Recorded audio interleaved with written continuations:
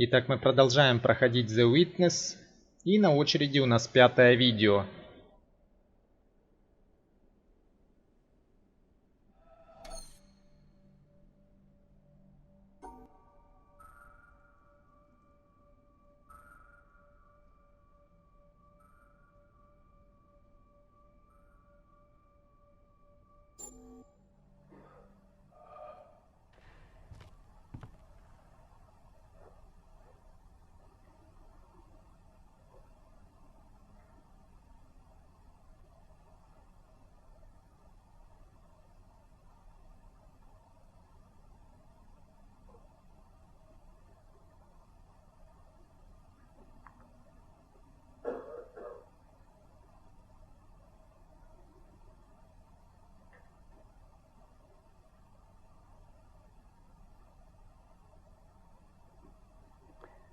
Know yourself as the open, empty, luminous presence of awareness.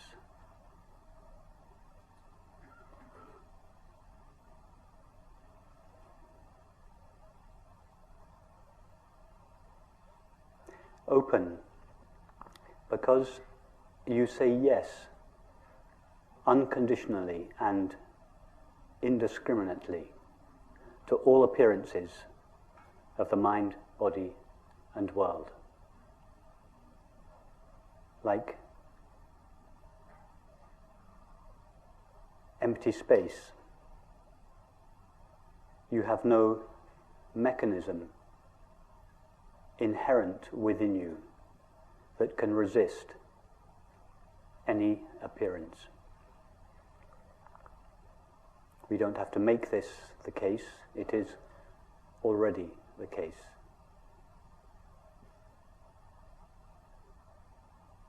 Empty, because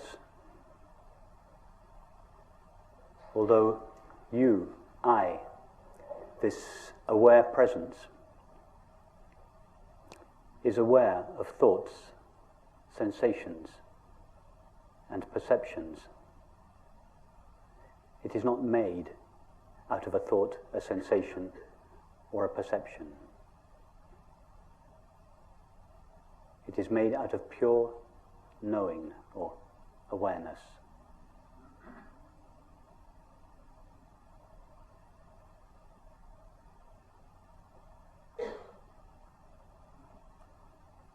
And luminous,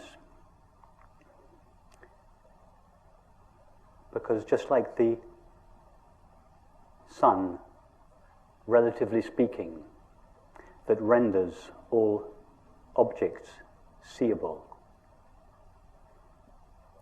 so you, I, this open, empty presence, renders all experience knowable.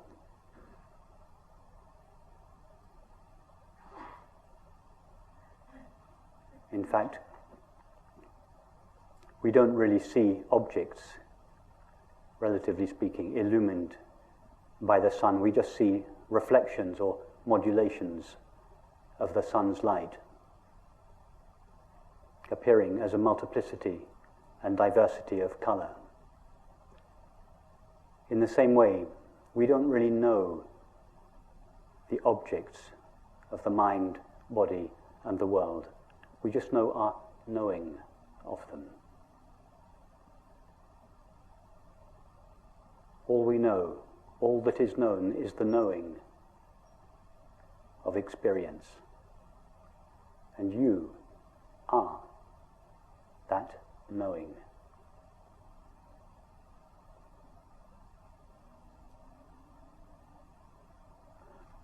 All that is ever known is a modulation of our own knowing presence, modulating itself in the form of thinking, sensing, and perceiving, and seeming to become a mind, a body, and a world. But we never actually know a mind, a body, and a world as they are normally conceived. We just know our knowing of them. And this knowing, the substance of our experience, the only substance of our experience, is ourself. In other words, we know ourself alone. Awareness knows nothing other than itself. Be knowingly this open, empty, luminous presence of awareness. We don't need to do anything special to make this happen. Above all, we don't have to manipulate the mind in any way whatsoever to be this presence of awareness.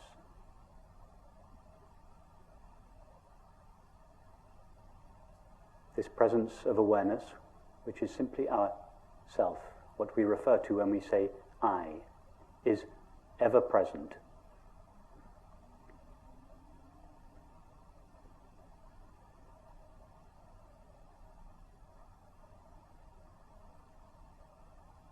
Just check this in your own experience. Nothing that I am saying this evening, there is nothing that cannot be checked in your own direct experience right now. I bring no special knowledge to this meeting.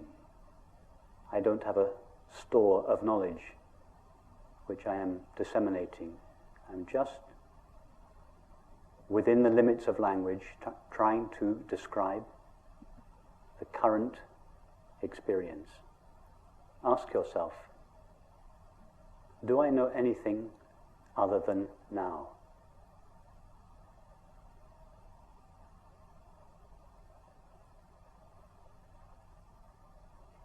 Try to experience the not now. Try first to experience the past. It's easy to experience a thought about the past. But what about the actual past to which this thought refers? Try to experience that. Can you step into the past? Can you go 1 second into the past? Or 1 second into the future? Thought can go there. But what about you?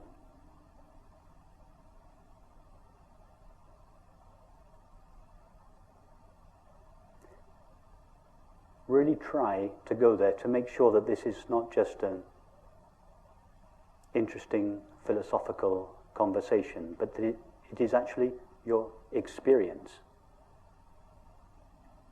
That the past and the future are never experienced.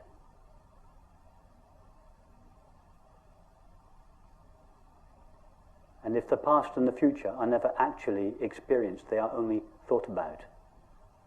And that thought about the past and the future is always now. If this past and future are never experienced, what does that say about time?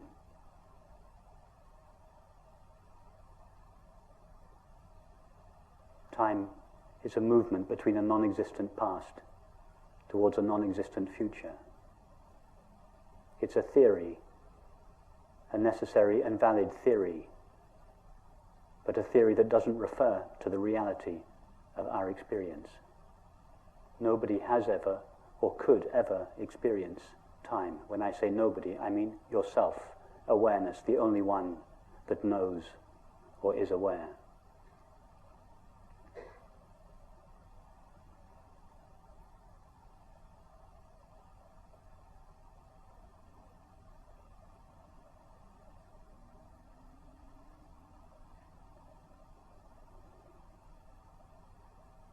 When I arrived off the plane from London in Washington, D.C. last weekend before coming here, the friend who picked me up asked me how the flight was, and she said, how long did it take? And I experienced thought being cranked up like an old motor, a little resistant to get going. And for a moment, I could feel the cogs of thought almost moving, trying to work out how much time the flight had taken. Because in my experience, it had been now all the way.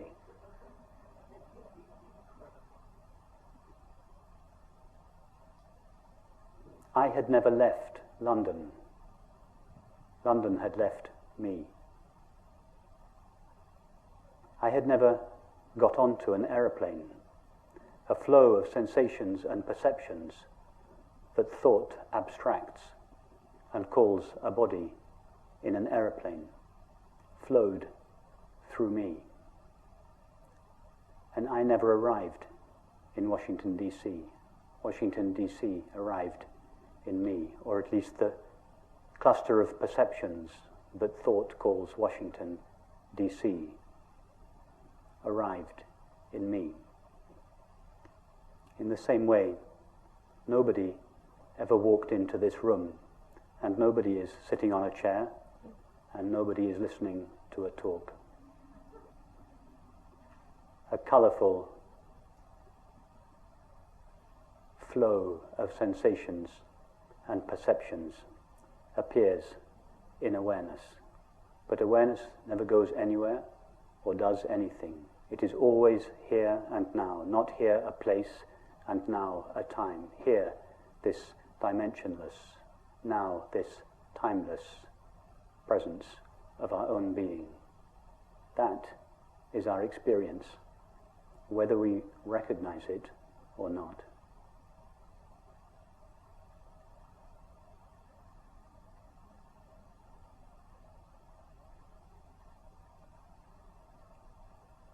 Now the mind may feel a little rebellious when it hears this. It may say, yes, yes, yes, that's true, but there is an undeniable continuity to my experience. And this undeniable continuity would seem to be evidence of time.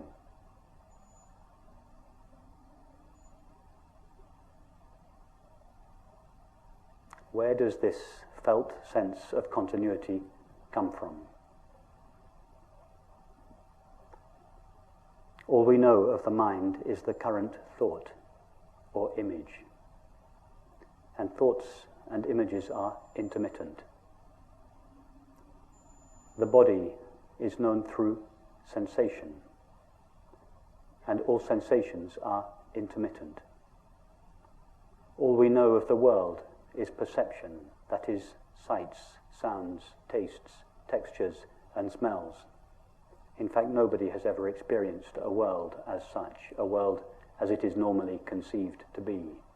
We just know the current perception, and all perception is intermittent. So if the so-called mind, body, and world are intermittent, from where does this felt sense of continuity come from? It comes from the only thing, if we can call it a thing,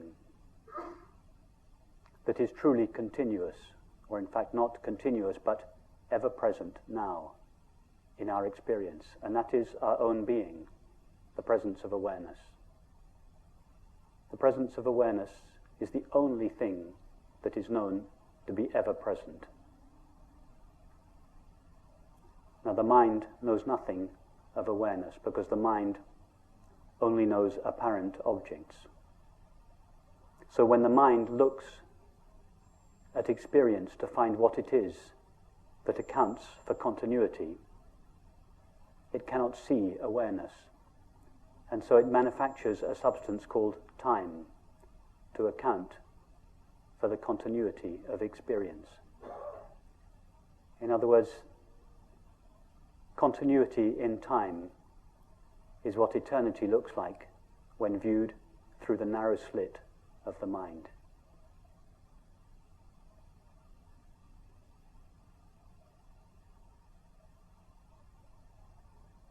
Permanence in space is what the infinite, unlimited nature of awareness looks like when viewed through the narrow slit of the mind. Continuity and permanence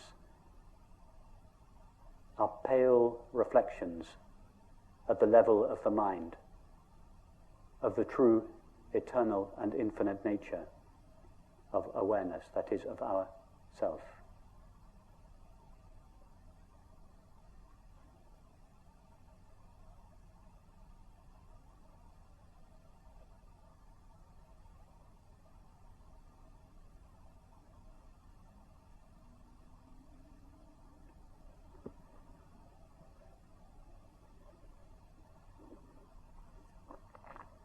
What else can we say about ourselves from our actual experience?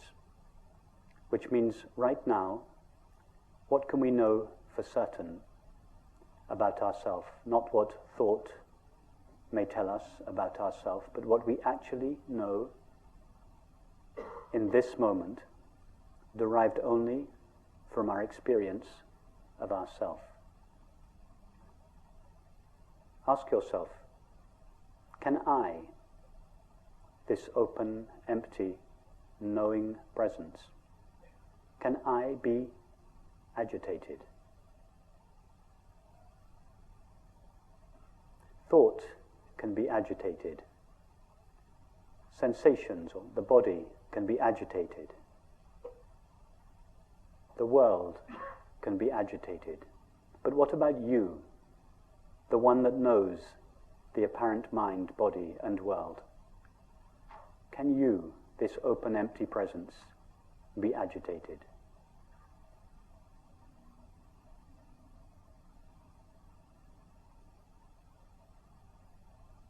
See, in your experience right now, that you are, and this of course is just an image, are like an open, empty space, such as the space of this room. Nothing that appears within this room can agitate it. We are all sitting peacefully now, but if we were to stand up and start dancing or fighting, would the space of this room become agitated? You are like that. You, I, the presence of awareness, are undisturbable, imperturbable.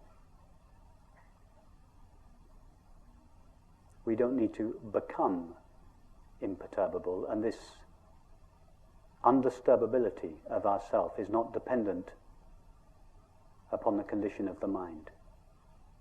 Right now, you, awareness, are utterly imperturbable, and for this reason, another name for ourself is peace.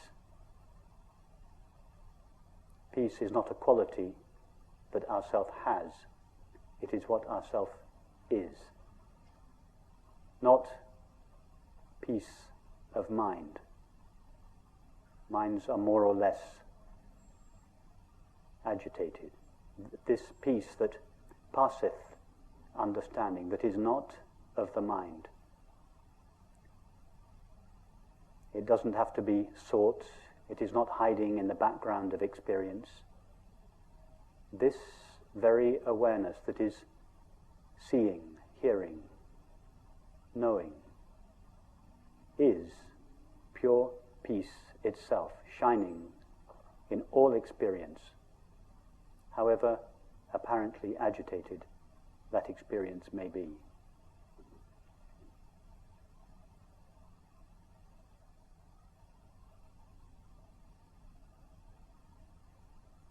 Ask yourself, can I, this presence of awareness, ever lack something?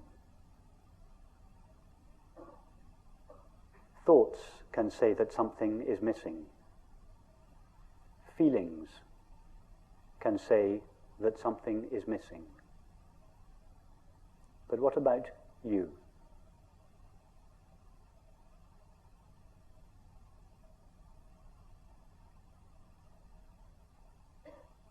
Without referring to thought or feeling, is there the slightest motive in you to avoid the now and replace it with the not now?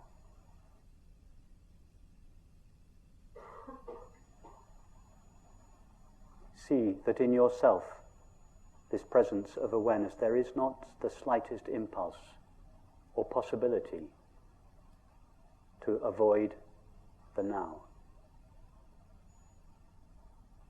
And what do we call this absolute absence of resistance to the now? The absolute absence of resisting what is and seeking what is not. What is the common name we give to this? It is called happiness. We all know that when we are happy, we are by definition not resisting the now and seeking in the past or the future. By happiness, of course, I do not mean a pleasant state of the mind or the body. I mean this absolute impossibility of ourself ever to resist or seek, to resist what is and to seek what is not. So happiness, like peace, is just another name for ourself. It is not a quality that ourself has, it is what ourself is.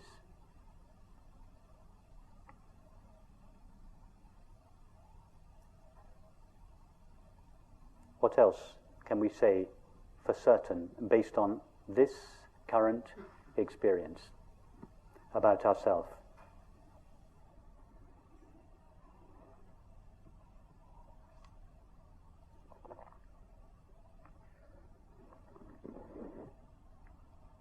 When I was driving here, or being driven here, the day before yesterday,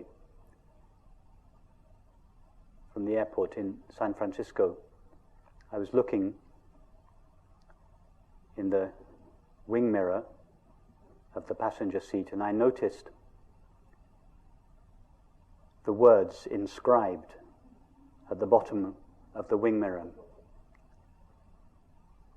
And they said, "Objects in the mirror are closer than you think." A statement of pure non-duality.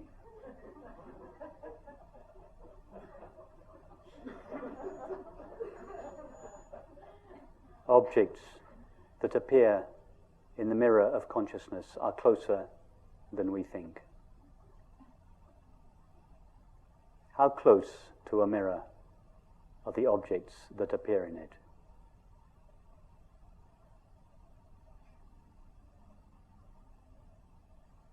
Are there in fact two things? One, the objects that appear in the mirror, and two, the mirror? Or is it all just mirror?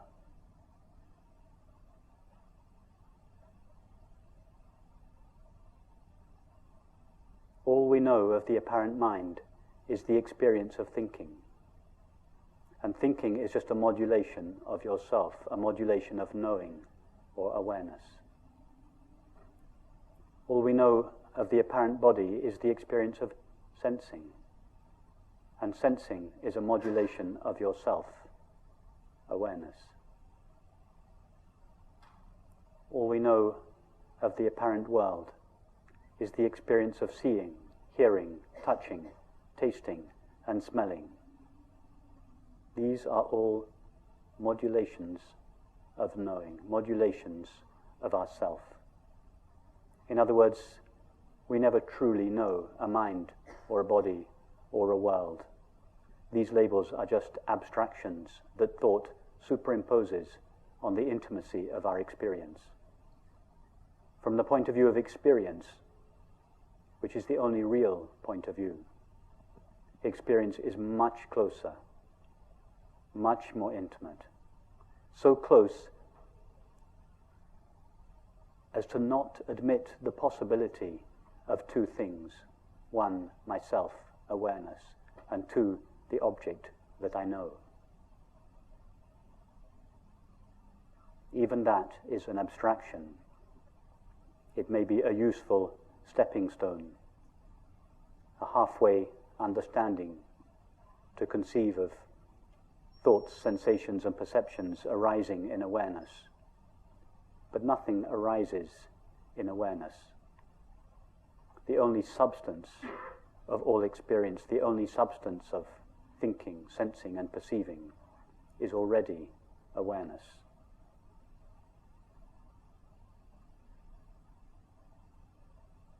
What do we call this absolute absence of two things? A subject that knows and an object that is known.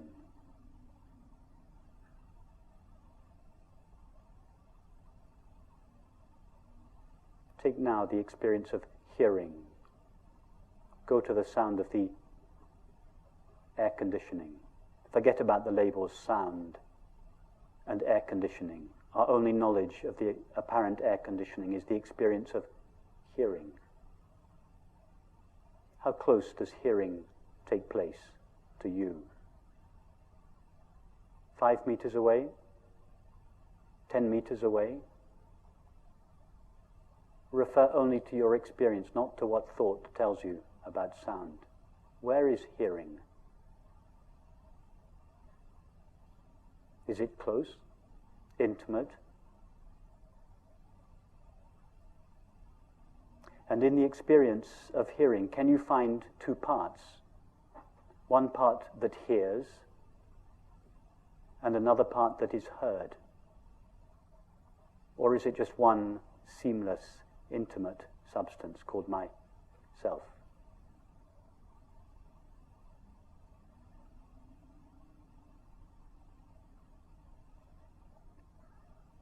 And what about this room? Thought says, I, the inside self in here, sees the room, the outside world, out there. But what does experience say? All we know of the apparent room is the experience of seeing. Remove seeing, and the room vanishes. In other words, we don't know a room. We just know the experience of seeing. Does seeing take place 5, 10, 15 meters away from yourself? Or is seeing utterly intimate?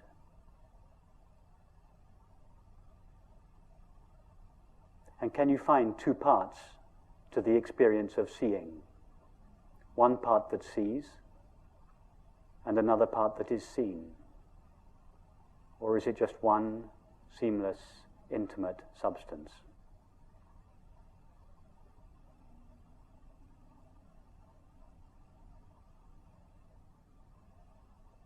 And what is the name, the common name we give to the absolute intimacy of all experience? It is called love.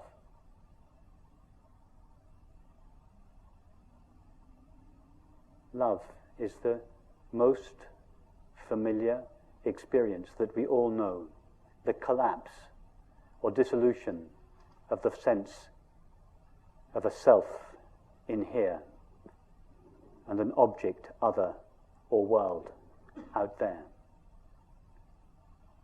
The collapse of this sense of separateness, distance, otherness, not me-ness, is what we call love.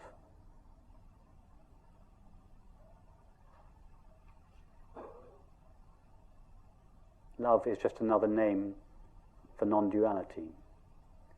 If we call it non-duality, there's just a few thousand of us in the world that are interested in it. But if we call it love, or peace, or happiness, then all 7 billion of us are interested in it.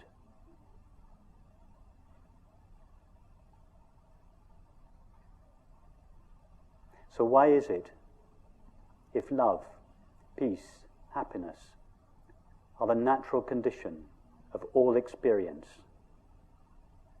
the substance out of which all experience is made. How is it that it seems not to be experienced?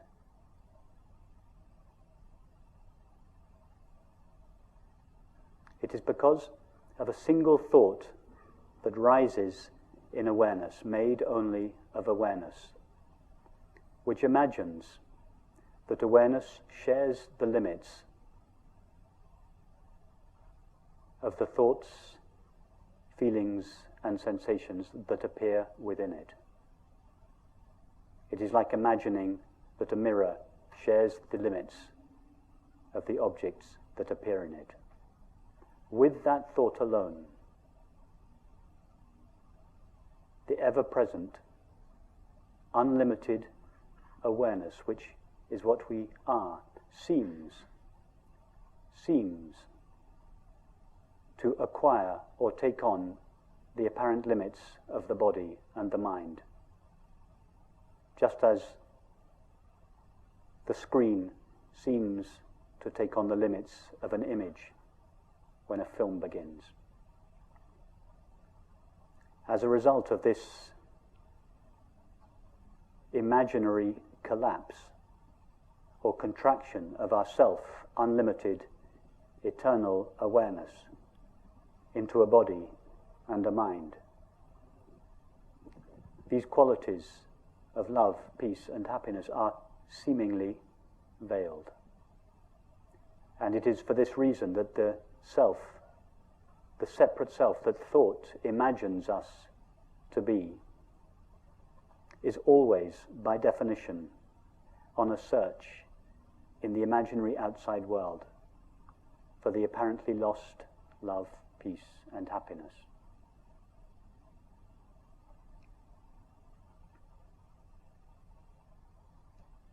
However, this imaginary inside self cannot, by definition, find the love that it seeks, because its very presence, its apparent presence, is the veiling of that love. All the separate self seeks is love. In fact, the separate self is not an entity that searches, it is the activity of resisting the now and seeking the not now. All this seeking ever wants is love. But love is the dissolution of this seeking, the dissolution of this imaginary self. In other words, the separate self that seeks love is like a moth that seeks a flame. The flame is all the moth wants, but it is the only thing it cannot have. Because as the moth touches the flame, it dies. That is its way of knowing the flame.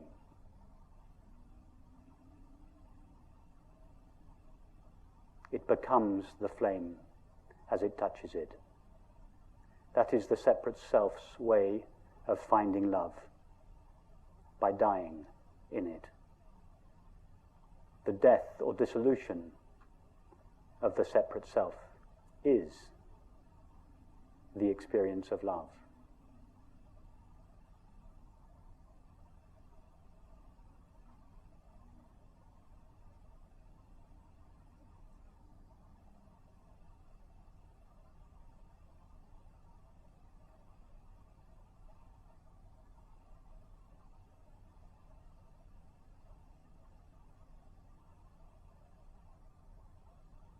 So simply be knowingly this open, empty, luminous